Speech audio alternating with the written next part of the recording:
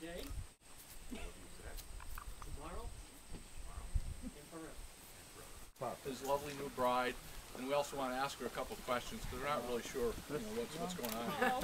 Friends and relatives that I see today could tell an awful lot of stories, but I just wanted to summarize a couple of little topics over Bob's life and how he got to this journey.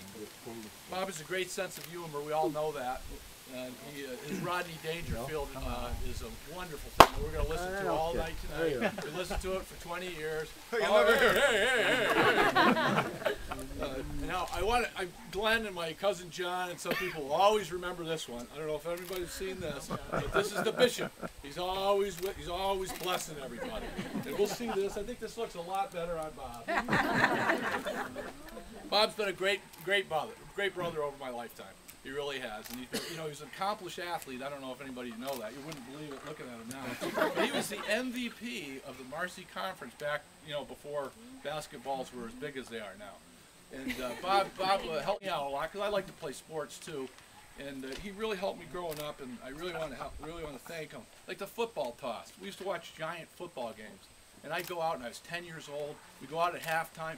Bob wind up, and he'd go out for the long one, go out for the long one. Well, I'd run. Well, I thought Bob could throw the ball 300 yards. And I'd run 300 yards, and Bob would walk back in the house.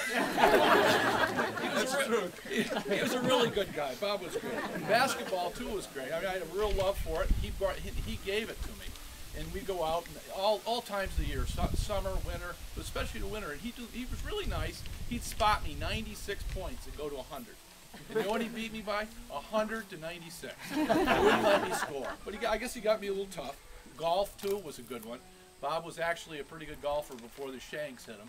But I owed him over $100,000 one time at Green Mansions in double or nothing putting when I was like 8 years old. So again, I thought Bob was a pretty good putter. Little did I know. And then we played golf. My dad used to love to play golf with us, and we went to a superintendent's tournament. That's what I did. And we went down to Columbia Golf Course down below Albany.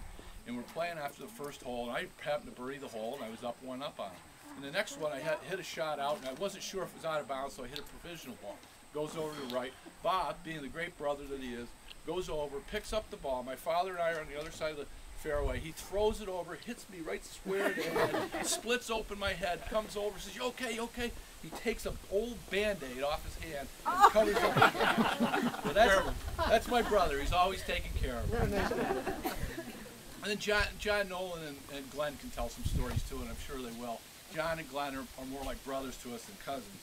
But John, every day when they were little, and I was vaguely remember this, they'd go out and they'd hunt for frogs and turtles and snakes. And then and at the end of the day, Bob would unceremoniously beat the crap out of John. And the next day, they were buddies. And Glenn's got more dirt on this guy than a vacuum cleaner. I mean, we've got some old things in the vault about Rockland golf that we'll have to bring out sometime. Shaving cream incidents. Don't ever fall asleep first at Glenn's house. and then I would be remiss without talking about my little brother Paul. My little brother Paul, when we were smaller, Fred would kind of take advantage of him and maybe hit him a couple times and get in little fights. And Bob taught Paul how to book people. And booking was when you'd hold Fred down and you'd go grab the biggest encyclopedia and smack me over the top of the head with a book. And so that's how Paul learned. It was a good time. It was fun. Fun for all. Lisa, I got to mention her because Lisa can beat Bob in golf now. So you know what Bob does? He doesn't play. Kathy and Bob? Kathy's just plain smarter than Bob. Bob's girls love him. I mean, sometimes I wonder why, but they do. And he is a good guy. Mom's love for Bob was always a constant. We all always know Rita's a lovely lady, but Bob calls her meaner than a rattlesnake. Now, we all know my mother's not that. I know it's just a big joke, but it's always fun. Pam's funny, smart, and pretty. What's up? Yeah, what's up? What's up? Sorry. There's the funny part. What's up? In sales, I got into sales about 4 years ago. They ask you to ask open-ended questions to get to people to find out about them. And I want to say, what the hell? I really want to know. And then I've got to say this one. I'll probably screw this up. It's our eccentric friend Renee. Johnny Palermo told me about this and he'd go, Johnny, I know you love that Bobby. But I can't stop him. But really now, all kidding aside, and I do have to read this. I wish you and Pam happiness, prosperity, much love for the rest of your lives. Live every day as a new adventure. Never take each other for granted. You're both special people, and I love you both. Bob, getting a little teary-eyed now. You're my big brother, confidant, protector, and most of all, my best friend. Don't think I could love anyone anymore. You always treated me as an equal. When growing up, and I never forgot that. You hear stories of brothers fighting when they're growing up, but I never had that issue. You're a fun guy, caring person, just a great guy. You've been a great dad, fantastic brother, super guy. Bob, everyone loves you and wishes you and Pam the best. Have a great life. Pretty good bumble. Here, Bob and Pam. Bob, Pam, I want to put your hand right here.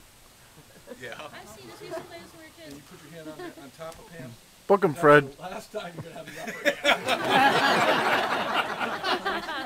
Congratulations. What do I think about Bob? What do I think about Bob? Bob, you're a jerk. Reaching out, touching you, touching me. Sweet Caroline, it has never seemed so good. I'm inclined to believe there's nothing good.